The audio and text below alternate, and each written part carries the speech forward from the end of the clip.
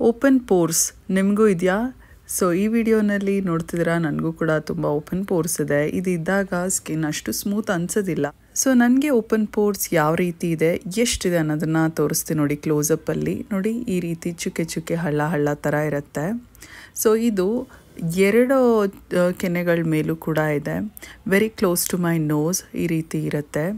And ಈಗ ಹಣೆ ಮೇಲೆ ನೋಡಿದ್ರೆ ಇದನ್ನು ರಿಂಕಲ್ಸ್ ಅಂತೀವಿ.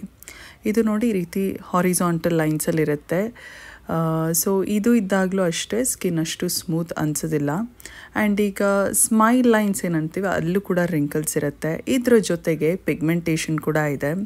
ಅಂದರೆ ಕಣ್ಣಿನ ಸುತ್ತಲೂ ಈ ಒಂದು ಡಾರ್ಕ್ ಸರ್ಕಲ್ಸ್ ಆಗಿರ್ಬೋದು, ಬಾಯಿಯ ಸೈಡ್ಸಲ್ಲಿ ಕೂಡ ಪಿಗ್ಮೆಂಟೇಷನ್ ಆಗಿರ್ಬೋದು. ಇವೆಲ್ಲವೂ ನನಗಿರುವಂಥ ಒಂದು ಸ್ಕಿನ್ ಪ್ರಾಬ್ಲಮ್ ಅಲ್ಲ, ಸ್ಕಿನ್ ಕನ್ಸರ್ನ್ ಅನ್ಬೋದು.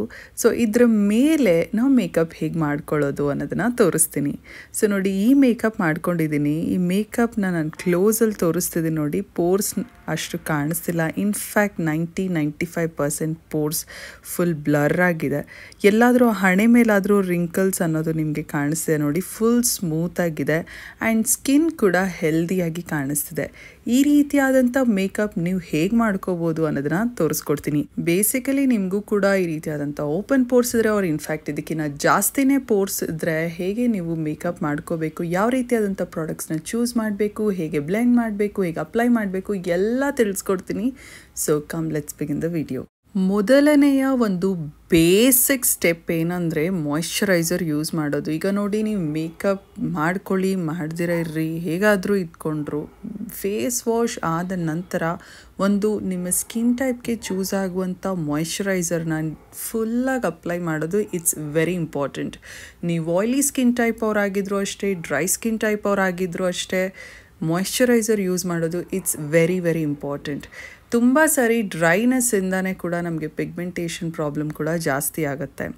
ಇದಾದ ನಂತರ ಡ್ರೈ ಸ್ಕಿನ್ ಇರೋರಿಗೆ ಈ ಒಂದು ಸ್ಟೆಪ್, ಒಂದು ಒಳ್ಳೆ ಫೇಸ್ ಆಯಿಲ್ ಯೂಸ್ ಮಾಡಿ. ಎಸ್ಪೆಷಲಿ ಮೇಕಪ್ ಮಾಡೋದಕ್ಕಿಂತ ಮೊದಲು ಒಳ್ಳೆ ಮಾಯ್ಶ್ಚರೈಸರ್ ಯೂಸ್ ಮಾಡಿದ್ರೆ it already gives you enough hydration. ಆ ಒಂದು ಫೇಸ್ ಆಯಿಲ್ನ ಅಗತ್ಯ ಇರೋದಿಲ್ಲ. ಬಟ್ ಈ ಫೇಸ್ ಆಯಿಲ್ ಹಾಕಿದಾಗ ಏನಾಗುತ್ತೆ, ಆ ಒಂದು ಎಕ್ಸ್ಟ್ರಾ ಗ್ಲೋ ಕೊಡುತ್ತೆ. ಮಾಯ್ಶ್ಚರೈಸರಿಂದ ಕೂಡ ಗ್ಲೋ ಸಿಗುತ್ತೆ, ಬಟ್ ಫೇಸ್ ಆಯಿಲ್ ಕೊಡುವಂಥ ಒಂದು ಹೆಲ್ದಿ ಗ್ಲೋ ಇನ್ನೂ ತುಂಬ ಚೆನ್ನಾಗಿ ಫೇಸ್ ಆಯಿಲಿಂದ ಸಿಗುತ್ತೆ. ಸೊ ನನಗೆ ಯಾವಾಗಲೂ ಅಷ್ಟೇ ಮೇಕಪ್ ಸ್ಟಾರ್ಟ್ ಮಾಡೋದಕ್ಕಿಂತ ಮೊದಲು ಫೇಸ್ ಆಯಿಲ್ ಹಾಕ್ಕೊಳ್ಳೋದು I prefer a lot. Because ನಂದು ಡ್ರೈ ಸ್ಕಿನ್ ಟೈಪ್. ಸಮ್ಮರಲ್ಲಿ ಅಂದರೆ ಬೇಸಿಗೆಯಲ್ಲಿ ಒಂಚೂರು ಕಾಂಬಿನೇಷನ್ ಸ್ಕಿನ್ ಟೈಪ್ ಥರ ಅನಿಸುತ್ತೆ. ಮೂಗಿನ ಸೈಡ್ಸಲ್ಲಿ, ಹಣೆ ಮೇಲೆ ಒಂಚೂರು ಆಯಿಲಿ ಆಗುತ್ತೆ. ಬಟ್ ಅದರ್ವೈಸ್ ನಾನು full dry to dry skin type. So ನನಗೆ ಮೇಕಪ್ ಶುರು ಮಾಡೋದಕ್ಕಿಂತ ಮೊದಲು ಆ ಒಂದು ಫೇಸ್ ಆಯಿಲ್ ಹಾಕಿ ಇದಾದ ನಂತರ ಮೇಕಪ್ ಮಾಡ್ಕೊಳ್ಳೋಕೆ ಇಷ್ಟ ಆಗುತ್ತೆ. ಬಿಕಾಸ್ ಆ ಒಂದು ಗ್ಲೋ, ಈ ಒಂದು ಫೇಸ್ ಆಯಿಲ್ ಕೊಡುತ್ತಲ್ಲ, ಆ ಗ್ಲೋ ಮೇಕಪ್ ಆದ ನಂತರ ಕೂಡ ನೀವು ಕಾಣ್ಬೋದು. ಸೊ ಈಗ ನಾನು ಆ ಒಂದು ಗ್ಲೋ ನಿಮಗೆ ತೋರಿಸ್ತಿದ್ದೆ ನೋಡಿ, ಎಷ್ಟು ಚೆನ್ನಾಗಿದೆ ಅಂತ. ಈ ಹೈಡ್ರೇಷನ್ ಅಂತೂ ಮುಗೀತು. ಇದಾದ ನಂತರ ನಾವು ಟಾರ್ಗೆಟ್ ಮಾಡುವಂಥದ್ದೇನೆಂದರೆ ಪೋರ್ಸ್. ಸೊ ಚುಕ್ಕೆ ಚುಕ್ಕೆ ಎಲ್ಲ ತೋರಿಸಿದ್ನಲ್ವ, ಪೋರ್ಸ್ ಅಂದರೆ ಏನು ಅಂತ ತಿಳಿಸ್ಕೊಟ್ನಲ್ವ. ಇದಕ್ಕೆ ನೀವು ಪ್ರೈಮರ್ ಯೂಸ್ ಮಾಡಬೇಕು. This is very important. ನೀವೆಲ್ಲಿ ನೋಡ್ತಿರೋದು ಶುಗರ್ನ ಪೋರ್ ಮಿನಿಮೈಸಿಂಗ್ ಪ್ರೈಮರ್. ಇದರ ಹೆಸರೇ ಹೇಳುವ ಪ್ರಕಾರ ಇದು ನಮ್ಮ ಪೋರ್ಸ್ನ ಬ್ಲರ್ ಮಾಡುತ್ತೆ, ಮಿನಿಮೈಸ್ ಮಾಡುತ್ತೆ, ಅಂದರೆ ಚಿಕ್ಕದಾಗಿ ಮಾಡುತ್ತೆ. ಆ್ಯಂಡ್ ಇದರದ್ದು ನೋಡಿ ಈ ರೀತಿ ಸಿಲಿಕಾನ್ ಜೆಲ್ ಫಾರ್ಮಲ್ಲಿರುತ್ತೆ. ಎಲ್ಲೆಲ್ಲಿ ಪೋರ್ಸ್ ಇದೆ ಅಲ್ಲಿ ನಾನು ಬೇಸಿಕಲಿ ನಿಮ್ಗೆ ಅಪ್ಲೈ ಮಾಡಿ ತೋರಿಸಿ ನೋಡಿ. ಫಸ್ಟ್ ಆಫ್ ಆಲ್ ಈ ಒಂದು ಪ್ರೈಮರ್ ಹಾಕಿದ ತಕ್ಷಣ ಆ ಗ್ಲೋ, ಆ ಫೇಸ್ ಆಯಿಲ್ ಕೊಟ್ಟಿದಂಥ ಗ್ಲೋ ಒಂಚೂರು ಕಮ್ಮಿ ಆದಂಗೆ ಕಾಣುತ್ತೆ. ಯಾಕಂದರೆ ಇಟ್ ಮ್ಯಾಟಿಫೈಸ್ ಯುವರ್ ಸ್ಕಿನ್. ಇದಾದ ನಂತರ ಎಲ್ಲೆಲ್ಲಿ ನಿಮಗೆ ಪೋರ್ಸ್ ಇದೆ ಅಲ್ಲೆಲ್ಲ ಫುಲ್ ನೀಟಾಗಿ ಅಪ್ಲೈ ಮಾಡಿ. ಮತ್ತು ಹಾಗೆ ನಿಮ್ಮ ಫುಲ್ ಫೇಸ್ ಮೇಲೆ ಕೂಡ ಅದನ್ನು ಹಾಗೆ ಸ್ಪ್ರೆಡ್ ಮಾಡಿ. ಇದೇನು ಮಾಡುತ್ತೆ ಅಂದರೆ ನಿಮ್ಮ ಪೋರ್ಸು ಎದ್ದು ಕಾಣಿಸೋ ರೀತಿಯಲ್ಲಿ ಮಾಡೋದಿಲ್ಲ. It blurs your pores. ಮತ್ತು ಆ ಪೋರ್ಸ್ನ ಫಿಲ್ ಮಾಡುತ್ತೆ. ಆ ಚುಕ್ಕೆ ಚುಕ್ಕೆ ಏನಿದೆ ನೋಡಿ, ಅದನ್ನು ಫಿಲ್ ಮಾಡುತ್ತೆ. ಈ ರೀತಿ ಅದು ಫಿಲ್ ಮಾಡಿದಾಗ ನೀವು ಇದ್ರ ಮೇಲೆ ನೀವು ಫೌಂಡೇಶನ್ ಹಾಕ್ತೀರಾ ನೋಡಿ, ಅದು ಪ್ರೈಮರ್ ಮೇಲೆ ಇರುತ್ತೆ, ನಿಮ್ಮ ಸ್ಕಿನ್ ಒಳಗಡೆ ಡೈರೆಕ್ಟಾಗಿ ಹೋಗೋದಿಲ್ಲ. ಈಗ ಸಪೋಸ್ ನೀವು ಪ್ರೈಮರ್ ಹಾಕಿಲ್ಲ ಅಂತ ಅಂದ್ಕೊಳ್ಳಿ, ಆಗೇನಾಗುತ್ತೆ, ಫೌಂಡೇಶನ್ ಹಾಗೆ ಡೈರೆಕ್ಟಾಗಿ ಹಾಕಿದಾಗ ಆ ಪೋರ್ಸ್ ಒಳಗಡೆ ಹೋಗಿ ಉಳ್ಕೊಂಡಾಗ ಏನಾಗುತ್ತೆ, ಚುಕ್ಕೆ ಚುಕ್ಕೆ ಥರ ಮತ್ತು ಆ ರಿಂಕಲ್ಸ್ ಎಲ್ಲ ಇನ್ನೂ ಆಕ್ವರ್ಡಾಗಿ ಕಾಣುತ್ತೆ, ಪ್ಯಾಚಿಯಾಗಿ ಕಾಣುತ್ತೆ. ಸೊ ಈಗ ಪೋರ್ಸ್ ಹಾಕಿರೋದ್ರಿಂದ my skin feel super smooth ಅಂತಲೇ ಹೇಳ್ಬೋದು. ಆ್ಯಂಡ್ ಇದರ ಮೇಲೆ ಫೌಂಡೇಶನ್ ಹಾಕಿದಾಗ ಹೇಗೆ ಕಾಣುತ್ತೆ ಅನ್ನೋದನ್ನು ಕೂಡ ನೀವು ನೋಡ್ತೀರಾ ಇನ್ನು ಸ್ವಲ್ಪ ಹೊತ್ತರಲ್ಲಿ. ಇದಕ್ಕಿಂತ ಮುಂಚೆ ಈಗ ನೆಕ್ಸ್ಟ್ ಕನ್ಸರ್ನ್ ಏನಂದರೆ ಪಿಗ್ಮೆಂಟೇಷನ್, ಡಾರ್ಕ್ ಸರ್ಕಲ್ಸ್. ಇದನ್ನು ನಾವು ಕಲರ್ ಕರೆಕ್ಟ್ ಮಾಡಿಬಿಟ್ಟು ಆಮೇಲೆ ಕನ್ಸೀಲರ್ ಅಪ್ಲೈ ಮಾಡಬೇಕಾಗತ್ತೆ. ಈಗ ನೋಡಿ, ಎಲ್ರಿಗೂ ಕಲರ್ ಕರೆಕ್ಟರ್ ಅಗತ್ಯ ಇದೆ ಅಂತ ಹೇಳೋಕ್ಕಲ್ಲ. ನನಗೊಂಚೂರು ಜಾಸ್ತಿ ಕಾಣಿಸೋದ್ರಿಂದ ನಾನು ಕಲರ್ ಕರೆಕ್ಷನ್ ಮಾಡ್ತೀನಿ. ನಾನಿಲ್ಲಿ ಯೂಸ್ ಮಾಡಿದ್ದು ಪ್ಯಾಕ್ನ take our orange corrector. So ಈ ಒಂದು ಕರೆಕ್ಟರ್ನ ನಾನು ಎಲ್ಲೆಲ್ಲಿ ಪಿಗ್ಮೆಂಟೇಷನ್ ಇದೆ ಅಲ್ಲಿ ಒಂದು ಪುಟಾಣಿ ಡಾಟನ್ನ ಇಟ್ಬಿಟ್ಟು ನನ್ನ ಬೆರಳ ಸಹಾಯದಿಂದ ಇದನ್ನು ಹೀಗೆ ಸ್ಪ್ರೆಡ್ ಮಾಡ್ತೀನಿ. ಈಗ ಈ ಕಲರ್ ಕರೆಕ್ಷನ್ ಮಾಡಿಬಿಟ್ಟು ಆಮೇಲೆ ಕನ್ಸೀಲರ್ ಹಾಕಿದಾಗ ಹೇಗೆ ಮ್ಯಾಜಿಕ್ ಆಗುತ್ತೆ ಅಂದರೆ, ಹೇಗೆ ನಿಮ್ಮ ಡಾರ್ಕ್ ಸರ್ಕಲ್ಸ್ ಆಗಿರ್ಬೋದು, ಪಿಗ್ಮೆಂಟೇಷನ್ ಆಗಿರ್ಬೋದು, ಹೇಗೆ ಮಾಯ ಆಗುತ್ತೆ ಅಂತ ಕೂಡ ನೀವು ನೋಡ್ತೀರಾ ಇನ್ನು ಸ್ವಲ್ಪ ಹೊತ್ತರಲ್ಲೇ. ಸೊ ಅದಕ್ಕಿಂತ ಮೊದಲು ಕಲರ್ ಕರೆಕ್ಷನ್ ಮಾಡೋದು ಇಟ್ಸ್ ವೆರಿ ಇಂಪಾರ್ಟೆಂಟ್. ಈಗ ನೋಡಿ, ನಿಮಗೆ ಡಾರ್ಕ್ ಸರ್ಕಲ್ಸ್ ಜಾಸ್ತಿ ಇದ್ದರೆ ಆರೆಂಜ್ ಕರೆಕ್ಟರ್ ಯೂಸ್ ಮಾಡಿ, ಕಡಿಮೆ ಇದ್ದರೆ ಪೀಚ್ ಕರೆಕ್ಟರ್ ಯೂಸ್ ಮಾಡಿ. ಅಂದರೆ ಇದಕ್ಕಿಂತ ಒಂಚೂರು ಲೈಟ್ ಶೇಡ್ ಇರುತ್ತೆ, ಆರೆಂಜ್ಗಿಂತ ಒಂಚೂರು ಲೈಟ್ ಶೇಡ್, ಪೀಚ್ ಶೇಡ್, ಅದನ್ನು ಯೂಸ್ ಮಾಡ್ಬೋದು. ಇಲ್ಲ ನಂಗೆ ಡಾರ್ಕ್ ಸರ್ಕಲ್ಸೇ ಇಲ್ಲ ಅಂದರೆ ಕನ್ಸೀಲರ್ನ ಸ್ಕಿಪ್ ಮಾಡ್ಬೋದು, ಕಲರ್ ಕರೆಕ್ಷನ್ನು ಸ್ಕಿಪ್ ಮಾಡ್ಬೋದು, ಡೈರೆಕ್ಟಾಗಿ ಫೌಂಡೇಶನಿಂದಾನೇ ಸ್ಟಾರ್ಟ್ ಮಾಡ್ಬೋದು. ಪಿಗ್ಮೆಂಟೇಷನ್ ಇರೋರು ಈ ಒಂದು ಎಕ್ಸ್ಟ್ರಾ ಸ್ಟೆಪ್ಸ್ನ ಫಾಲೋ ಮಾಡಿ. And for concealer, Melania concealer use ಮಾಡ್ತಿದ್ದೀನಿ. ಹಾಗೂ ನನ್ನ ಶೇಡ್ 145. ನನ್ನ ಸ್ಕಿನ್ ಟೋನ್ ಏನಿದೆ ಅದು ಪರ್ಫೆಕ್ಟಾಗಿ ಶೇಡ್ ಇರೋದ್ರಿಂದ ಇದನ್ನೇ ಕನ್ಸೀಲರೇ ಯೂಸ್ ಮಾಡಬೇಕಾಗತ್ತೆ. ಎಲ್ಲೆಲ್ಲಿ ಪಿಗ್ಮೆಂಟೇಷನ್ ಇದೆ, ಎಲ್ಲೆಲ್ಲಿ ಕಲರ್ ಕರೆಕ್ಷನ್ ಮಾಡಿದ್ದೀನಿ ಅಲ್ಲಲ್ಲಿ ಹಾಕಿ, ಆ್ಯಂಡ್ ಇದನ್ನು ಕೂಡ ನನ್ನ ಬೆರಳ ಸಹಾಯದಿಂದಾನೇ ಹೀಗೆ ಡ್ಯಾಬ್ ಮಾಡ್ತಾ, ಅಂದರೆ ಲೈಟಾಗಿ ಪ್ರೆಷರ್ ಕೊಡ್ತಾ, ಪ್ರೆಸ್ ಮಾಡ್ತಾ ಹೀಗೆ ಬ್ಲೆಂಡ್ ಮಾಡ್ತಿದ್ದೀನಿ.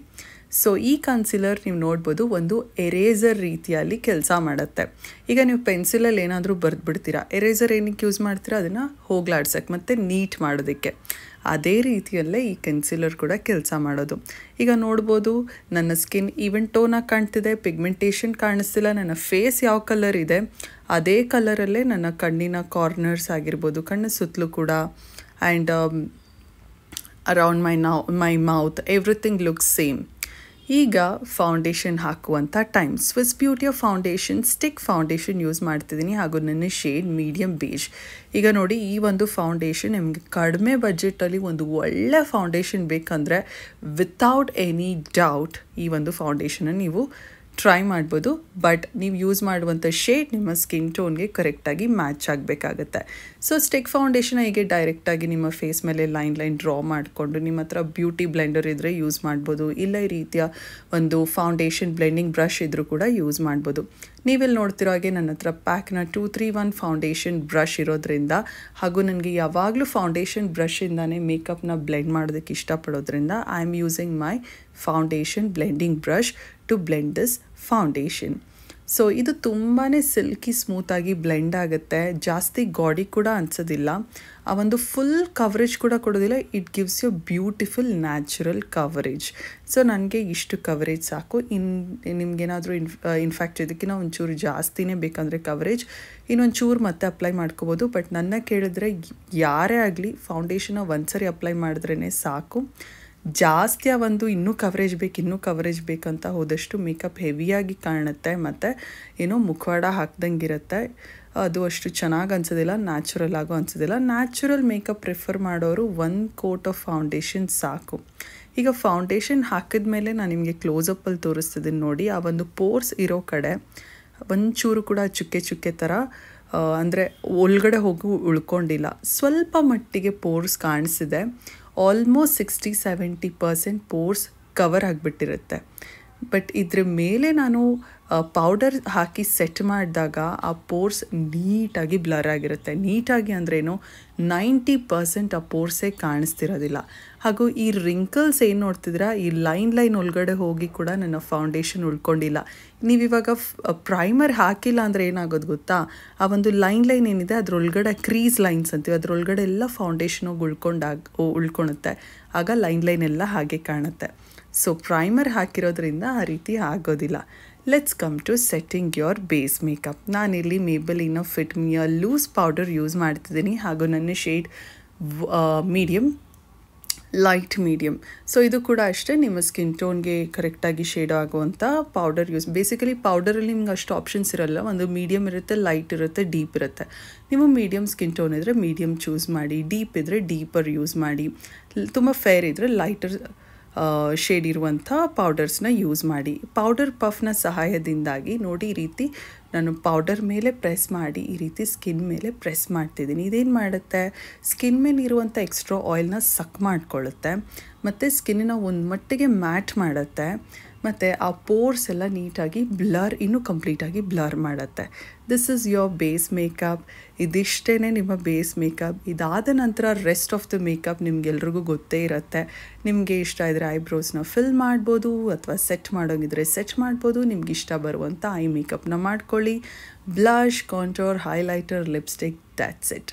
ಮಸ್ಕಾರಾ, ಇಟ್ಸ್ ವೆರಿ ಇಂಪಾರ್ಟೆಂಟ್. ಸೊ ನಾನಿಲ್ಲಿ ಏನೇನು ಮಾಡ್ತಿದ್ದೀನಿ ಅಂದರೆ ಐಬ್ರೋಸ್ನ ಫಿಲ್ ಮಾಡಿದೆ, ಐ ಮೇಕಪ್ ಮಾಡ್ತಿದ್ದೀನಿ. ಒಂದು ಕೋರಲ್ ಬ್ರೌನ್ ಶೇಡ್ನ ಟ್ರಾನ್ಸಿಷನ್ ಆಗಿ ಫುಲ್ ಐಲಿಡ್ ಮೇಲೆ ಹಾಕ್ಬಿಟ್ಟು ಒಂದು ಶಿಮರಿ ಶೇಡ್ನ ಹಾಕಿ ಅದೇ ಪ್ಯಾಲೆಟಲ್ಲಿ ಇದ್ದಿದ್ದಂಥ ಒಂದು ಬ್ರೌನ್ ಶೇಡ್ನ ತೊಗೊಂಡು ನಾನು ಈ ರೀತಿ ಸಾಫ್ಟಾಗಿ ಐಲೈನರ್ ಹಾಕ್ತಿದ್ದೀನಿ.